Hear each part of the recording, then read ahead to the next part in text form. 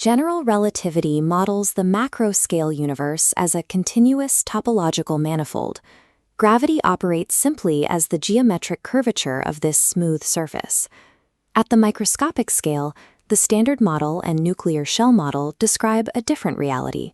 They model the subatomic universe as a disjointed arena populated by discrete, dimensionless point particles. For nearly a century, theorists have struggled to unify these two scales. This tension often traces back to a single assumption, that the quantum vacuum operates as a flat, uniform field of time. Albert Einstein famously resisted the Copenhagen interpretation, suspecting that the apparent discreteness of nature was an incomplete description of a deeper field theory. The Temporal-Geometric Continuum Shell Model addresses this by reclassifying point particles as instrumental artifacts. Under this framework, localized temporal dilation at the femtometer scale generates the phenomena of charge, spin, and particles. Time is a compressible vector, denoted as gamma of r, that scales non-linearly as spatial density increases. Consider an instrument anchored in the low-density vacuum of a laboratory. When it attempts to measure a high-density subatomic state, it is sampling across vastly different frames of reference. The laboratory instrument operates on baseline time. It lacks the temporal resolution to capture the continuous exponential gradient of the high-density target. Instead of detecting a smooth mathematical curve, the instrument registers the integrated temporal shear as a sudden, discrete event. These quantum jumps and fundamental particles are literal sampling errors, a temporal lag caused by coordinate transformations between reference frames with massive density differences.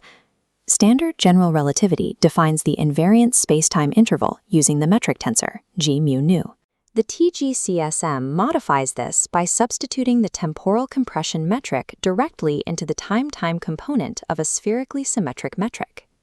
Because the continuous nuclear fluid relies on degeneracy pressure to counteract total spatial collapse, this temporal rate scales exponentially relative to the zero-point kinetic energy density. This graph maps space-time metric deformation, showing that the regions of extreme spatial density align with the rigid geometric vertices of Platonic standing waves. Within these localized topological nodes, time moves drastically faster than in the baseline vacuum. This temporally accelerated state exists in contrast to the lower-density isovector fluid outside the standing wave. In this framework, an atomic nucleus is a severe, highly localized metric deformation of spacetime itself. To maintain the gravitational inverse square law at all scales, we have to look closer at the origin of electrical charge. Fluid dynamics offers a mechanical mechanism called Baroclinic torque. This principle dictates that vorticity is spontaneously generated wherever density gradients and pressure gradients fall out of alignment. By replacing the non-radial Thomas Fermi pressure gradient with the gradient of our new temporal metric, we can model this fluid behavior mathematically. When the spatial density gradient fails to align with the temporal metric along that sharp geometric nodal line, it yields topological charge. Notice the detailed vortex rings. These localized skyrmion tubes, essentially hydrodynamic eddies, are what standard physics historically categorized as protons and electrons.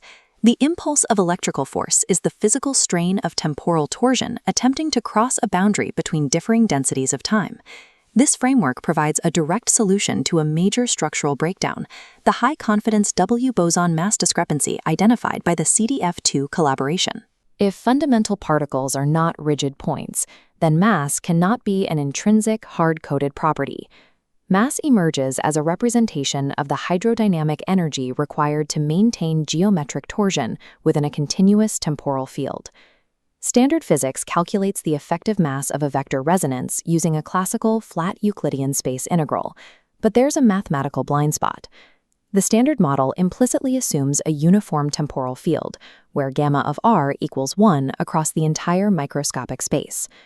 A corrected relativistic mass integral must contain the invariant volume element and the temporal dilation factor. But the internal zero-point kinetic energy of a W boson resonance is immense, forcing an exponential spike in the temporal metric inside its topological knot. When collider instruments attempt to measure this mass, they are actively interacting with a temporally dilated structure.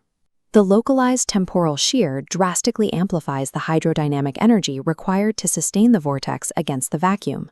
The W boson anomaly simply requires physics to stop ignoring localized time dilation in microscopic mass integrations. Standard macroscopic liquid drop models treat nuclear fission as the deformation of an incompressible fluid.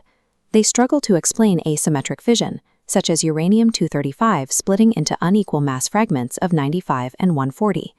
To address this, physicists often utilize manual patches, like the Straczynski shell correction method, to force discrete quantum effects onto the macroscopic curves.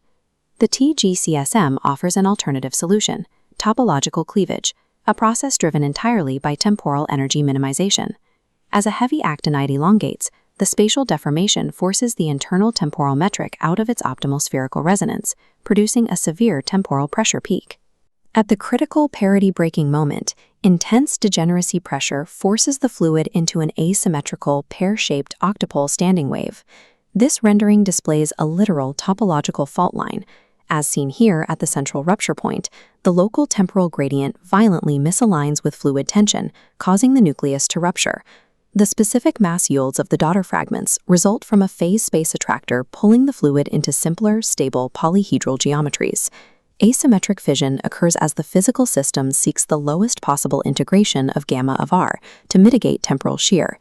This dynamic also dictates the theoretical island of stability. The synthesis of super-heavy elements is not limited merely by Coulomb electrostatic repulsion. The true limiting factor is temporal shear rupture. This chart plots temporal shear against atomic mass. As atomic number and density increase, the temporal gradient between the high-speed core and macroscopic vacuum becomes exponentially unsustainable. At the explosive intersection point, baroclinic shear exceeds the fluid's topological cohesive strength. There is a strict mathematical limit to atomic mass, where immediate, spontaneous temporal cleavage is unavoidable, regardless of neutron count. To validate this continuum ontology, historical deep inelastic scattering experiments must be re-evaluated. High vorticity vertices within a tetrahedral Skarmion temporal shear field produce the apparent hard scattering centers observed inside the proton. By analyzing historical cross-section data against a nonlinear temporal transformation matrix, the data maps to a continuous fluid model without the need for fractional electrical charge. Einstein's ultimate intuition holds: the universe does not play dice. The subatomic scale, directly mirroring the immense cosmological scale, is governed by a beautifully continuous, entirely relativistic temporal geometry.